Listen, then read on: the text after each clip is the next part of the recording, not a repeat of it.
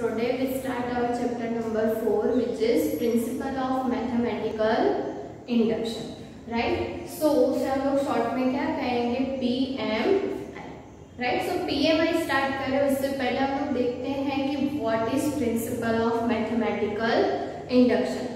So basically क्या होता है कि कुछ ऐसी फॉर्मूलाज है जो हमें इन जनरल वे में ऑलरेडी प्रूव करके दी हुई. ऑलरेडी हम ऐसे बहुत सारे फॉर्मूला है जिसका यूज करते हैं, लेकिन उसका प्रूफ कैसे करना है वो हमें नहीं पता. राइट? सो बेसिकली इस चैप्टर में हमें क्या करना है कि कुछ ऐसे स्टेटमेंट या कुछ ऐसे थियरम जिसको हमें प्रूव करना है by using mathematical induction. Right? So first of all induction की बात आप लोगों ने बहुत जगह सुनी होगी की होगी, लेकिन अब आप लोगों को देखना है कि मैथ्स में इंडक्शन का मीनिंग क्या है. राइट? सो उससे पहले हम लोग थोड़ी बहुत रीजनिंग की बात करते हैं. तो रीजनिंग में रीजनिंग मैंने आप लोगों को बताया था कि हमारा 14 चैप्टर है, उसमें हम लोग डिटेल में वो देखेंगे. राइट? उससे पहले कि अगर हम लोग कहीं पर भी मैथमेटिकल रीजनिंग की बात करते हैं तो बेसिकली हमें वहां पे कुछ पर्टिकुलर टाइप के स्टेटमेंट, राइट, जैसे मैंने आप लोगों को बोला था कि इफ देन वाले हैं, इफ एंड ओनली इफ वाले हैं, देयर एग्जिस्ट वाले. राइट? सो ऐसे बहुत सारे डिफरेंट टाइप के स्टेटमेंट्स हैं. अब उन स्टेटमेंट को किस वे में प्रूव करना है, दैट मीन्स कि वहां पे हमें बेसिकली दो मेथड लर्न करनी है रीजनिंग की. First one is inductive reasoning and second one is deductive reasoning. Right? So ये जो टू टाइप्स ऑफ रीजनिंग है वो हमें लर्न करनी है. राइट? सो बेसिकली जो ये डिडक्टिव रीजनिंग है वो आप लोगों को 14 चैप्टर में दी हुई है. राइट? सो वो जब हम लोग तब देखेंगे तो तब हम पूरा चैप्टर डिटेल में देखेंगे. लेकिन अभी के लिए आप लोगों को सिर्फ क्या ध्यान में रखना है कि what is the difference between deduction and induction. That means कि deductive reasoning and inductive reasoning. Right? So जब भी हम लोग रीजनिंग की बात करते हैं तो जब भी लेते हैं deductive reasoning. Right? So basically deductive reasoning में क्या करना है हमें कि कोई भी कंक्लूजन से स्टार्ट करना है एंड देन हमें उसको फैक्ट्स एंड डिटेल्स के साथ एक्सप्लेन करना है. राइट? जैसे आप लोग एज्यूम करते हो कि कोई पर्टिकुलर चीज एज्यूम करके कोई पर्टिकुलर चीज प्रूव करते हो. राइट? सो उस वे में जो प्रूफ हम लोग करते हैं उसे हम लोग क्या कहेंगे, deductive reasoning. Right? That means की डिडक्शन. अगर सिंपल लाइफ में आप लोगों को एग्जाम्पल देखना हो तो हम लोग ऐसा कह सकते हैं, राइट, कि हमें पता है कि all human eats food. Right? So उस वे में ये पर्टिकुलर स्टेटमेंट भी ट्रू है. राइट? वो हमने ले लिया. देन हमें पता है कि कोई भी नेम हम लोग ले रहे हैं तो सपोज कि हमें दिया हुआ है Rohit is a human. Right? So ये दोनों स्टेटमेंट ट्रू है. तो इस दोनों स्टेटमेंट की ट्रूथ अवेलेबिलिटी पर हम लोग क्या कंक्लूजन ला सकते हैं कि रोहित जो है वो फूड लेता हुआ है. दैट मीन्स कि रोहित ईट्स फूड.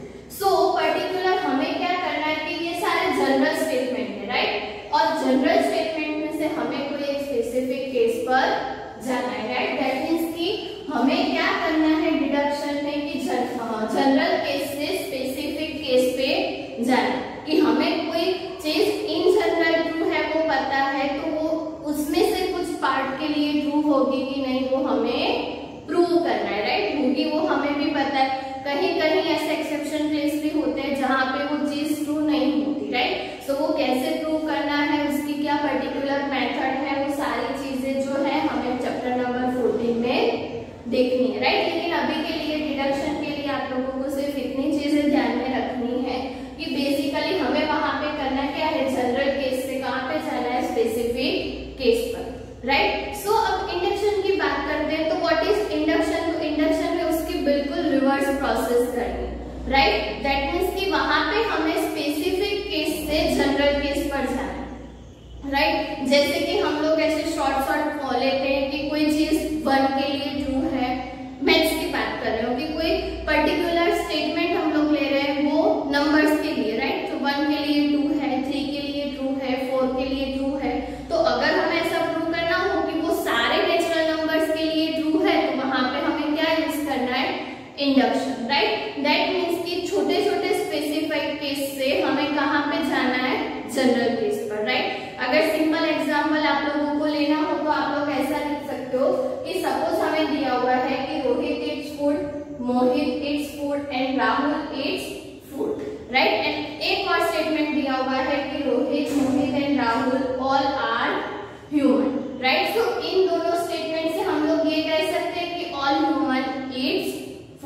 क्योंकि ये तीनों ह्यूमन है और ये तीनों फूड्स खा रहे हैं, तो human its food, right. That means कि छोटे छोटे स्पेसिफिक केस से हमें कहाँ पे जाना है, जनरल केस पे।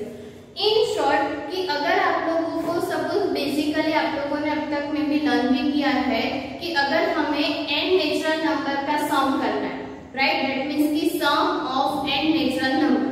अब चलो सपोज ठीक है कि आप लोगों को बोला हुआ है कि 1 से लेके 10 तक के नेचुरल नंबर का सम करो, तो आप लोग इजीली कर दोगे कि 1 + 2 + 3, राइट, अप टू 10। लेकिन आप लोगों को बोला हुआ है कि 1 से लेके 1000 तक के नंबर का सम करो, तो वो तो आप लोग कैलसी में करने बैठोगे तो भी थक जाओगे, वैसे तो आप लोग कर ही नहीं पाओगे, राइट। ऑलमोस्ट 3 to 4 आवर्स तक बैठोगे तो भी वो खत्म नहीं होगा।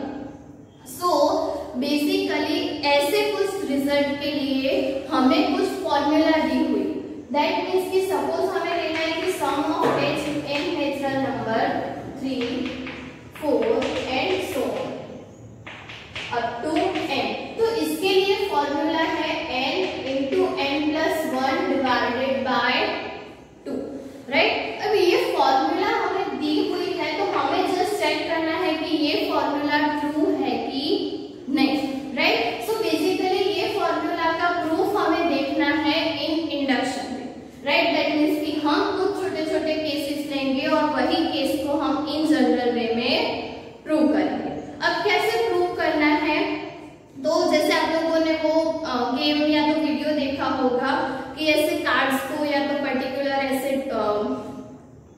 क्या बोलते हैं उसको, डोमिनो इफेक्ट बोलते हैं, राइट, कि कार्ड को ऐसे अरेंज करते हैं, फिर एक कार्ड को वो धक्का देते हैं तो सारे कार्ड गिर जाते हैं और फिर पर्टिकुलर डिजाइन बनती है या जो भी उन लोगों को बनाना हो कि एक को आप लोग पुश करोगे तो वो सारे पीछे के कार्ड्स गिर जाएंगे। जैसे अगर आप लोगों ने साइकिल स्टैंड देखा होगा, राइट, कि साइकिल स्टैंड में क्या होता है, साइकिल अगर खड़ी है आप लोग एक साइकिल को धक्का दोगे तो पीछे की सारी साइकिल गिर जाएगी, राइट। सो वही प्रिंसिपल का यूज हमें मैथ्स में करना है इस टाइप के रिजल्ट को प्रूव करने के लिए, राइट। सो जैसे डोमिनो इफेक्ट की मैंने बात की कि कुछ इस तरह से कार्ड अरेंज किए होते हैं, राइट, लाइन में। अब अगर हमें कोई चीज प्रूव करनी है तो फर्स्ट हमें क्या देखना है कि ये जो फर्स्ट एलिमेंट है उसके लिए ये चीज ट्रू है कि नहीं, राइट। अब सपोज हमने धक्का दिया और पहली चीज ही नहीं गिरी तो पीछे के लिए तो हम कुछ कह ही नहीं सकते, राइट। सो बेसिकली हमें क्या करना है कि ये फर्स्ट के लिए कोई भी चीज ट्रू है कि नहीं ऐसा प्रूव करना है, राइट। सो फर्स्ट हम लोग इसके लिए प्रूव करेंगे, उसके बाद हमें क्या देखना है, तो ये जो कार्ड्स है उसमें से कोई एक कार्ड मतलब कि कोई एक एलिमेंट के लिए ये चीज ट्रू है ऐसा एज्यूम करेंगे, राइट, कि चलो यहाँ से यहाँ तक जा रहे थे तो ये भी गिरेगा ऐसा हमने एज्यूम कर लिया है, राइट। सो ये जो चीज है मतलब कि सपोज ये हमारा फर्स्ट एलिमेंट है, राइट, ये हमारा कोई kth एलिमेंट है, राइट। सो kth एलिमेंट को ट्रू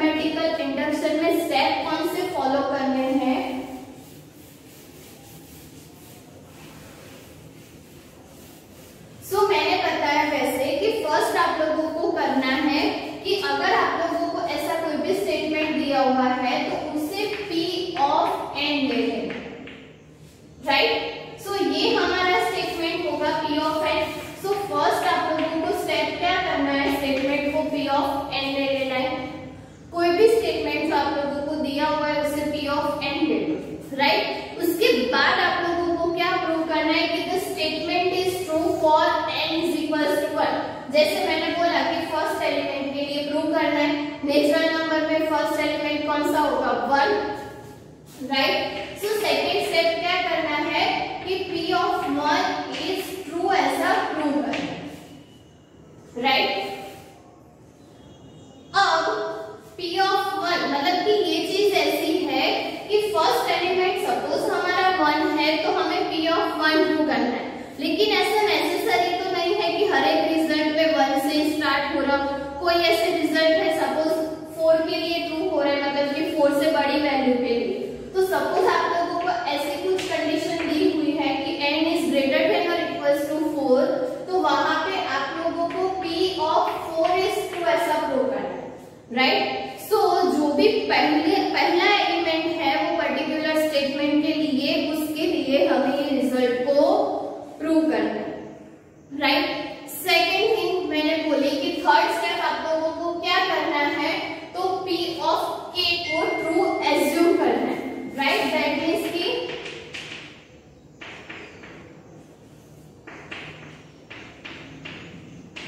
एज्यूम दैट, क्या एज्यूम करना है कि P of K is true, right. और P of K ट्रू है उसका यूज करके हमें क्या प्रूव करना है? P of K plus 1 is true, right? That means कि लास्ट स्टेप हमें कौन सा करना है कि P of K plus 1 is true। लेकिन ये ध्यान रखना कि हमेशा आप लोगों को ये चीज का यूज करके ही ये प्रूव करना है। That means कि P of K is true implies में ही आप लोगों को मिलेगा P of K plus 1 is true, otherwise आप लोग ये प्रूव नहीं कर सकते।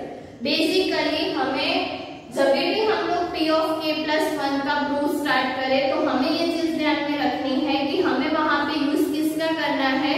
P of K is true, right. That means कि ये दोनों जो स्टेटमेंट है, मतलब कि जो दोनों स्टेप है वो एक दूसरे के साथ रिलेटेड, इसको ट्रू एज्यूम करना है, उसका यूज करके इसको ट्रू प्रूव करना है, राइट। K का मतलब क्या है कि आप लोगों को n को K से रिप्लेस करना है K एलिमेंट के लिए, राइट। सो यही स्टेटमेंट को अगर हमें P of K लिखना है तो हम लोग क्या लिखेंगे? 1 2 3 4 up to K is equals to K into K plus 1 divided by 2। वो हम जब नेक्स्ट वीडियो में जब हम लोग सॉन्ग स्टार्ट करेंगे तब मैं डिटेल में बताऊंगी कि आप लोगों को सॉन्ग कैसे करना है, लेकिन उससे पहले आप लोगों को ये स्टेप अच्छे से ध्यान में रखने हैं, राइट। सो ये जो बेसिकली कंडीशन है वो सारी कंडीशन एक दूसरे के साथ रिलेटेड। तो जब भी हम लोग इंडक्शन का कोई भी सम स्टार्ट करेंगे तो हमें ये 4 स्टेप फॉलो करने हैं हर एक सम में, राइट। एक ही एक्सरसाइज है, सारे सम एक ही मेथड से करने हैं और एक ही मेथड आप लोगों को ध्यान में रखनी है। जस्ट जब भी हम लोग सिंप्लीफाई करें K plus 1 के लिए, आप लोगों को LCM फिर उसके टर्म्स मतलब कि किस तरह से उसको प्रूव करना है वो आप लोगों को ध्यान में रखना है, राइट। अदरवाइज एक ही एक्सरसाइज है, एक ही मेथड याद रखनी है तो आप लोगों के लिए बहुत इजी हो जाएगा स्कोरिंग करने के लिए, राइट। क्योंकि ये वाले सम जो है वो एग्जाम में 3 मार्क्स में होते हैं कंपल्सरी, राइट। तो इस चैप्टर में से 3 मार्क्स का एक क्वेश्चन होगा और सारे क्वेश्चन में आप लोगों को एक ही मेथड यूज करनी है विच इज PMI, राइट। सो इतनी चीजें हैं जो आप लोगों को ध्यान में रखनी है, ओके। सो मैंने बोला वैसे कि ये जो P of K is true है, इंप्लाइज में हमें प्रूव करना है कि P of K plus 1 is true। उससे हम लोग नॉर्मली मैथ्स की लैंग्वेज में क्या बोलते हैं?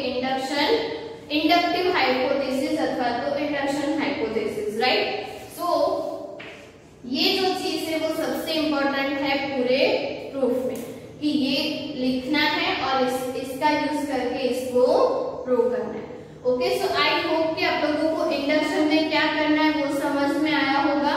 नेक्स्ट हम लोग यही एग्जांपल से स्टार्ट करेंगे कि ये एग्जांपल आप लोगों को इंडक्शन का यूज करके कैसे प्रूव करना है, ओके। सो तब तक ये इंडक्शन के बारे में जितनी भी चीजें मैंने बताई वो अच्छे से ध्यान में रखना और जो स्टेप्स है वो भी अच्छे से याद रखना, राइट। आप लोगों के टेक्स्ट बुक में सारे स्टेप्स लिखे हुए हैं तो एक बार उससे पहले नोटबुक में लिख देना, राइट। फिर हम उसके बाद सम स्टार्ट करेंगे। Okay, thank you.